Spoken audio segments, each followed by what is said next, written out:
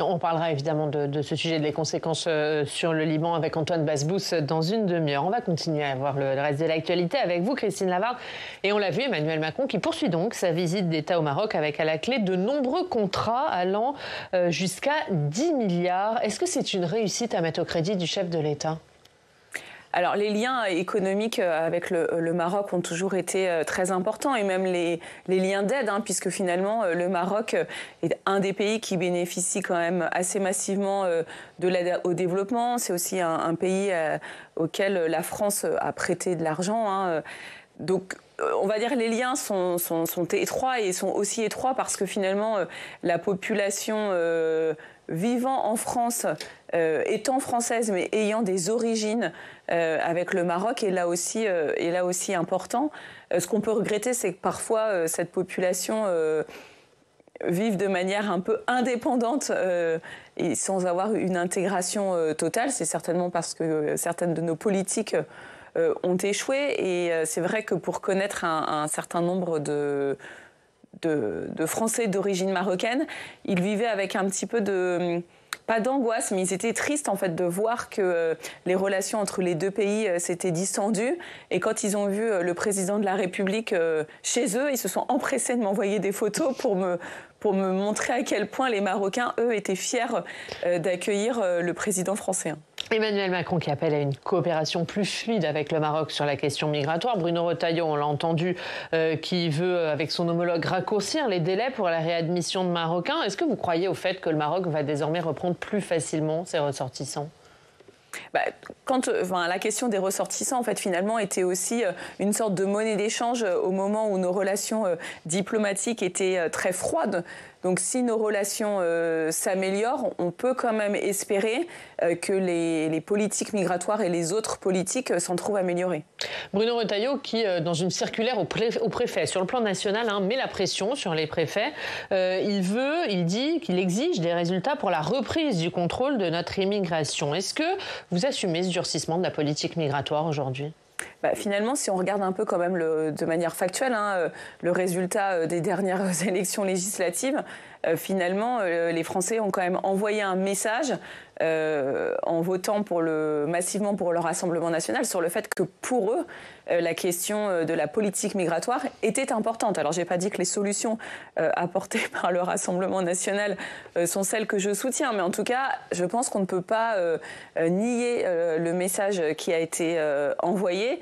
Et aujourd'hui, on fait juste que rappeler des règles qui existent dans notre État législatif et qui étaient plus ou moins bien appliquées, parfois par faute de moyens financiers ou par faute aussi de difficultés avec les pays de retour. On va parler du budget, le budget qui est actuellement en examen au Parlement. D'abord, un mot sur la méthode. Est-ce que vous dites c'est bien que Michel Barnier n'utilise pas le 49.3 et du coup, est-ce que vous espérez un budget à la main du Sénat ? Alors, ce dont je suis certaine, c'est que jamais le Sénat n'a été autant au cœur des débats futurs au regard du nombre de sollicitations très, très importantes que nous recevons les uns et les autres. Et de toute façon... De la part de qui les sollicitations ? Mais de tous les acteurs, je vais dire, de la vie économique qui ont un intérêt dans ce budget. Donc c'est comme à peu près tout le monde, puisque tout le monde est mis à contribution pour essayer de redresser nos finances publiques. Et comme chacun observe la tenue des débats à l'Assemblée nationale et le texte qui ressort, qui est quand même complètement dénaturé et qui en fait est très loin des aspirations de la majorité des Français. Aujourd'hui, d'ailleurs, il n'y a aucune majorité, même relative, pour l'adopter. On va parler un petit peu du fond de ce texte. Et d'abord, le gouvernement qui a annoncé dimanche soir 5 milliards d'économies supplémentaires. Une partie de ces 5 milliards va peser sur la fonction publique. Le gouvernement qui veut passer le jour de carence de 1 à 3. Mais le ministre de la fonction publique assure qu'il n'y a pas de mépris des fonctionnaires. On l'écoute, il était hier à l'Assemblée pour les questions au gouvernement. Je n'ai jamais eu le moindre propos méprisant vis-à-vis des fonctionnaires. J'ai toujours affirmé mon respect, mon remerciement, mon admiration pour l'ensemble des 5,7 millions d'agents de la fonction publique. Et ce n'est pas parce que nous mettons l'accent sur un vrai problème, qui est celui de l'absence. Mais vous dites que ça n'existe pas, Monsieur Corbière, ça existe. Il y a des services où oui, l'absentéisme, l'absence est plus importante et elle dérive avec le temps. C'est-à-dire qu'il fut un temps, dans le public et dans le privé, nous comptions le même nombre de jours moyens d'absence par an. Et avec le temps, depuis 10 ans, les choses ont divergé et il y a beaucoup plus de jours d'absence moyens par agent dans la fonction publique qu'il y a dans le privé. Est-ce que vous soutenez cette mesure? Est-ce que c'est le meilleur moyen de lutter contre l'absentéisme des fonctionnaires? Alors, en fait, les mesures fonction publique, elles vont être de nature diverse. Et donc, c'est vrai qu'aujourd'hui, l'accent est mis sur les mesures qui relèvent de l'ordre du budgétaire, donc qui sont perçues comme des mesures un peu punitives, à savoir l'augmentation du jour de carence qui va passer de 1 à 3 et la diminution du taux de remplacement pendant les 3 premiers mois de congé maladie, qui va passer de 100 à 90%.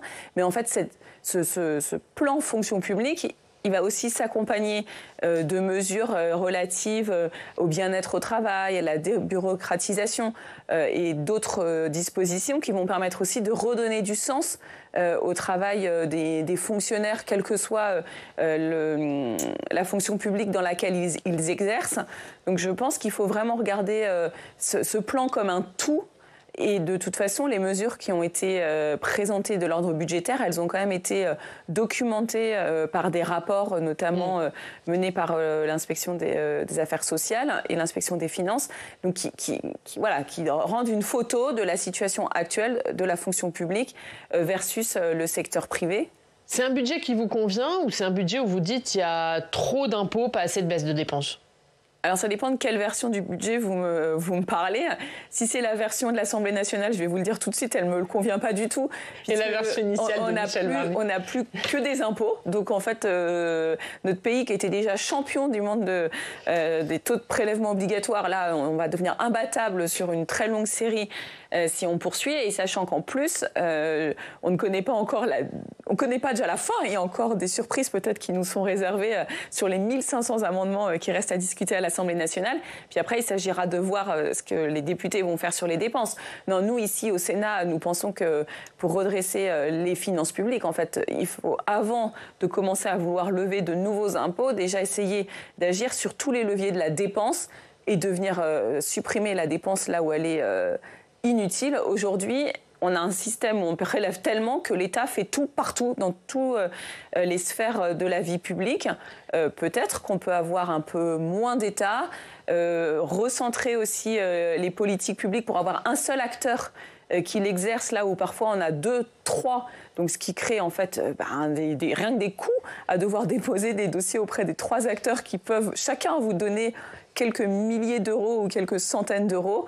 Donc voilà, un gros travail qu'on essaie de mener alors dans des délais qui sont très courts. Donc tout ne pourra pas forcément être inscrit dans ce PLF. Et puis il y a des mesures en fait qui ne sont pas de l'ordre du budgétaire, mais qui vont avoir des conséquences importantes d'économie. Je pense ici à des préconisations qui figurent dans le rapport Ravignon, millefeuille territorial, commande publique, et on pourra en citer bien d'autres. On va parler des conséquences sur les collectivités. C'est l'actualité dans votre région. On retrouve Jacques Paquet. Bonjour Jacques, merci d'être avec nous. Directeur de la rédaction du journal du Grand Paris. Jacques, on va donc parler des conséquences des économies voulues par le gouvernement sur le plan local. Oui, tout à fait. Bonjour Madame Lavarde. Vous êtes élu du conseil départemental, si ma mémoire est bonne, de Grand Paris Seine-Ouest. Alors j'ai pris mes fiches. Je ne sais pas si les chiffres vous les confirmez, mais la ponction donc parce qu'opérerait l'État sur les budgets des collectivités, on parle de plusieurs milliards pour réduire, pour les faire contribuer à la réduction du déficit public. Elle atteindrait 34 millions d'euros selon les estimations que j'ai eues. Je ne sais pas si elles ont été actualisées pour les Hauts-de-Seine. 4 millions pour le Grand Paris Seine-Ouest. Et j'aurais voulu que vous disiez aux téléspectateurs pour lesquels parfois, hormis les hausses d'impôts, ces débats sont un petit peu, abstraits. Quelles conséquences vous prévoyez sur la vie quotidienne de vos administrés, que ce soit dans les Hauts-de-Seine ou à Boulogne, dont vous êtes élu, ou à Grand Paris Seine-Ouest, dont vous faites également partie? Quelles conséquences ? C'est que surtout, donc, vous avez cité les prélèvements sur le département des Hauts-de-Seine et les prélèvements sur l'établissement public territorial. Alors, c'est le nom très compliqué pour parler des intercommunalités en région Île-de-France, donc effectivement Grand Paris Seine-Ouest, mais il faut aussi ajouter à cette somme les prélèvements qui ont été calculés sur la seule ville de Boulogne-Billancourt qui se montent à 3,5 millions d'euros. Et puis, il convient aussi d'ajouter les prélèvements qui vont peser sur la métropole du Grand Paris, qui finalement aujourd'hui est la très grande intercommunalité qui, elle, a le pouvoir fiscal que n'a pas le PT GPSO, qui là aussi sont de l'ordre de 4,5 millions d'euros. Et puis on pourrait ajouter la région Île-de-France. Et vous voyez que la note est finalement assez salée. Non, 80 millions pour la région. Assez salée sur les habitants des territoires franciliens, étant donné que si je reprends la ville de Boulogne, elle contribue aussi très largement au fonds de solidarité de la région Île-de-France pour, on va dire, l'ordre de grandeur 16 millions d'euros, et que le PT GPSO, lui, contribue au fonds de péréquation intercommunale pour 30 millions d'euros. Donc vous voyez, les prélèvements ne s'arrêtent pas, et puis nous, pour le coup, en tant que territoire et commune, on ne perçoit pas de dotation globale de fonctionnement, donc on n'a pas de soutien de l'État. Non, alors pour répondre à vos questions, vous voyez, les millions s'additionnent, et aujourd'hui, on est même bien incapable de dire quelle sera la note définitive. En plus, ces prélèvements, ils s'opèrent sur la section de fonctionnement.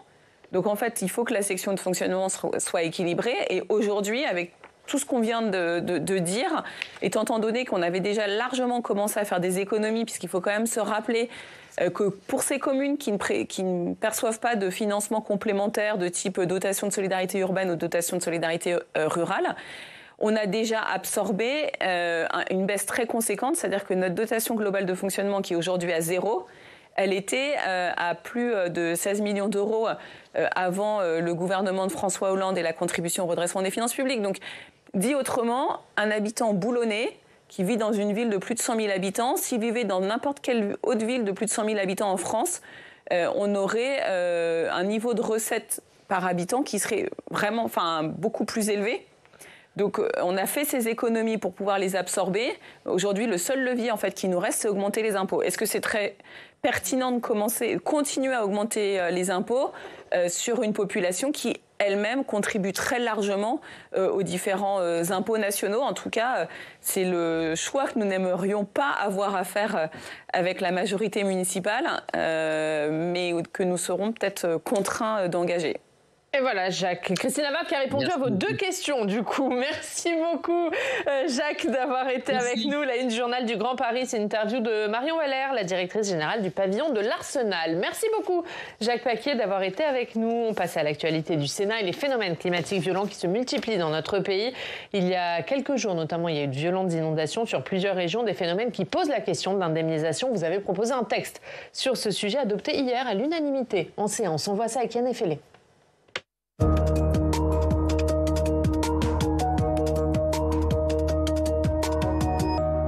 Bonjour Yann. Bonjour Oriane, bonjour Madame la sénatrice. Et Yann, la proposition de loi de Christine Lavarde pour équilibrer le régime d'indemnisation des catastrophes naturelles était donc discutée dans l'hémicycle hier.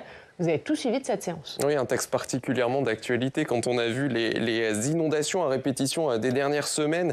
On le sait, on se dirige vers une augmentation du nombre de catastrophes naturelles et aussi de leur intensité. Autrement dit, ça va coûter de plus en plus cher pour les assureurs et aussi pour nous, ceux qui les payons. Dans le détail, déjà, ce chiffre, x5, c'est 5 fois plus d'événements climatiques à l'origine de dégâts depuis 1970, donc x5 en 50 ans.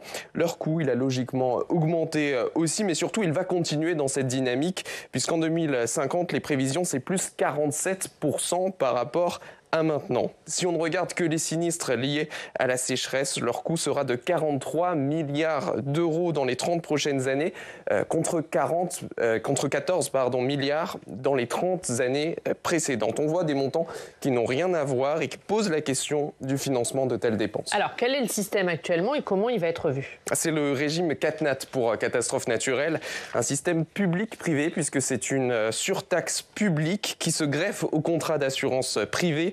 Il entre en jeu pour tout ce qui est inondation, séisme, sécheresse, cyclone, tout ce qui n'est pas assurable par les seules assurances privées. Cette surtaxe, elle était de 12% pendant 25 ans. Elle passe à 20 ans l'an prochain. Mais ce que vous dites, à 20% l'an prochain. Mais ce que vous dites, vous, Madame la sénatrice, à travers cette proposition, c'est que ça ne suffira pas, les caisses se vident, et la solution, c'est un mécanisme automatique, c'est ça, de revalorisation. Exactement, les chiffres que vous avez présentés parlent d'eux-mêmes, c'est-à-dire en portant ce taux à 20%, on vient fixer finalement un niveau de surprime qui permet d'équilibrer le régime CatNat à la sinistralité d'aujourd'hui. Puisque par le passé, en fait, le régime CatNat avait toujours une sorte de petit matelas, enfin une réserve qui permettait, quand il y avait des années à intensité climatique très élevée, de pouvoir justement financer l'ensemble des indemnisations. Aujourd'hui, ce matelas, il n'existe plus. Ce qui veut dire qu'à la fin, c'est l'État qui devrait venir prendre sur son budget pour financer les indemnisations. Donc j'ai plus exactement le nombre d'années 25 ans pendant lequel on n'a pas révisé le montant de la surprime CatNat, ce qui fait que là, au 1er janvier 2025, on va tous connaître ce saut très important que vous avez indiqué, en passant de 12 à 20%, ce qui va faire quand même un montant conséquent sur la prime d'assurance qu'on va chacun recevoir chez nous, à la fois pour notre contrat auto et pour notre contrat habitation. Donc en fait, la proposition de loi, dans son premier article, elle prévoit un mécanisme d'ajustement automatique du niveau de la surprime en fonction de la sinistralité constatée sur les 3 dernières années. Ce qui veut dire aussi que le coût pour l'assuré va continuer d'augmenter. C'est ce que disait la sénatrice Marie-Claude Varaya hier à la tribune. Je vous propose de la réécouter. Il n'y a pas de civisme assurantiel. En effet, les assureurs profitent d'épisodes climatiques majeurs pour ensuite augmenter les tarifs des contrats d'assurance habitation. C'est plus 115 € par exemple dans une commune du Pas-de-Calais en proie aux inondations. Ajoutez à cela le quasi-doublement de la surprime CatNat au 1er janvier prochain qui atteindra en moyenne 40 €. Pourtant, et comme si cela ne suffisait pas, malheureusement vous nous proposez l'augmentation annuelle des primes CatNat. Est-ce que dans les prochaines années, ça coûtera une fortune de s'assurer ?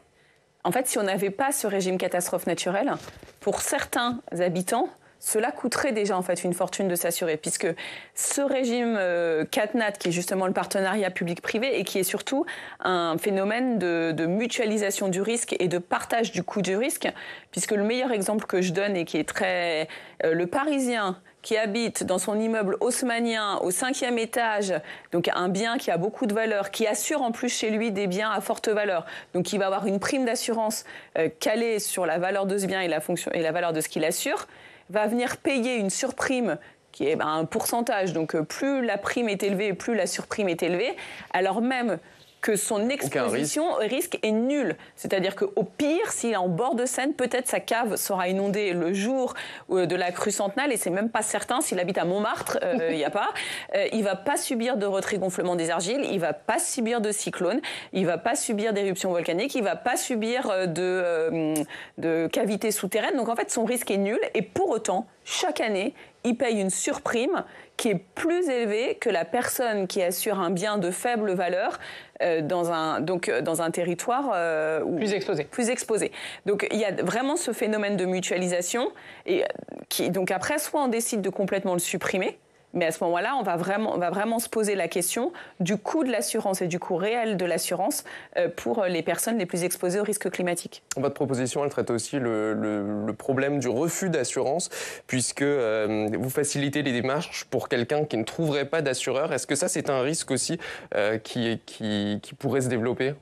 Alors aujourd'hui, c'est un risque qui n'existe pas. Nous, on a interrogé le Bureau central de tarification, donc qui est un peu l'assureur en dernier recours dès lors qu'on a besoin d'une assurance, ce qui est notamment le cas en automobile ou quand on est locataire. Et il nous a été fait état qu'il y a moins de 5 dossiers par an qui arrivent pour lesquels les assurés ont le sentiment qu'ils n'ont pas réussi à trouver de contrat parce que leur exposition au risque naturel est trop élevée. Pour autant, c'est un phénomène qui est largement décrit par les différents interlocuteurs qu'on a pu avoir et qui avait d'ailleurs été mentionné par Gabriel Attal dans son discours de politique générale au Sénat. Donc il faut se préparer en fait, parce que l'augmentation de l'intensité des événements climatiques justement pourrait faire en sorte que certains assureurs veulent se retirer parce qu'ils savent que sur certains points du territoire, ils vont avoir à payer beaucoup d'indemnités d'assurance. Donc, la proposition de loi, elle prévoit un mécanisme qui, si jamais les assureurs, justement, prennent bien conscience de ce principe de mutualisation, ne se retire pas, il ne s'appliquera jamais. Une question aussi sur le fonds Barnier, donc du nom du Premier ministre quand il était ministre de l'Environnement. En 1995, ce fonds il finance des actions de prévention. Son montant a été porté à 300 millions d'euros. C'est une annonce de la semaine dernière. Est-ce que c'est au niveau ? Alors, ce n'est pas au niveau si on considère que le fonds Barnier est l'outil en fait de financement de la prévention des risques naturels. Alors, il faut un tout petit peu nuancer ce propos parce qu'en fait, il y a d'autres lignes dans le budget qui financent la prévention des risques naturels, mais pour des montants beaucoup plus faibles. Il y a 30 millions d'euros, pour faire simple, sur la prévention des risques hydrauliques. Et en étant vraiment gentil, je vais te dire, il y a 29 millions d'euros sur le fonds vert qui finance aussi des risques naturels. Donc même si j'additionne tout ça, on sera en gros à 360 millions de crédits pour financer la prévention des risques, alors même qu'à compter du 1er janvier 2025, parce que ce que vous n'avez pas dit, c'est qu'on a la prime d'assurance, on a la surprime CatNat, et à l'intérieur de cette surprime CatNat, il y a 12% qui sont prélevés depuis 1995 pour financer le fonds Barnier. Alors, autant on avait une affectation directe quand le fonds Barnier était un compte d'affectation spéciale. Alors là, je suis désolée, c'est un peu technique, mais ça permet en fait d'avoir un transfert direct de la ressource qui est collectée vers une sorte d'enveloppe qui permet ensuite de dépenser. Il y a 3 ans, on a décidé de supprimer le compte d'affectation spéciale pour essayer justement de donner plus de lisibilité au budget de l'État. Mais les assurés, eux, ils continuent de payer. Et donc, en 2025, ils vont quand même payer la modique somme de 450 millions d'euros. Donc, ce qu'on va réclamer au Sénat et ce que je ferai moi-même en tant que rapporteur spécial de la mission écologie, c'est qu'on ait bien 450 millions d'euros pour la prévention des risques naturels en 2025. Alors, techniquement, il ne faut pas que tout passe par le fonds Barnier, parce que le fonds Barnier a un périmètre d'action qui est très spécifique et qui ne permet pas d'englober toutes les expositions. Et donc, si on veut vraiment pouvoir toucher tous les cas particuliers, il faut qu'on prévoie que de l'argent soit aussi mis sur d'autres lignes du budget. Mais on aura en tout cas à la fin 450 millions d'euros pour la prévention des risques. Merci Yann. À tout à l'heure. On parlera d'immigration. Ce sera à suivre dans le club. Et merci beaucoup Christine Lavarde. Merci d'avoir été notre invitée. Bonne journée. Et vous aussi. Merci beaucoup.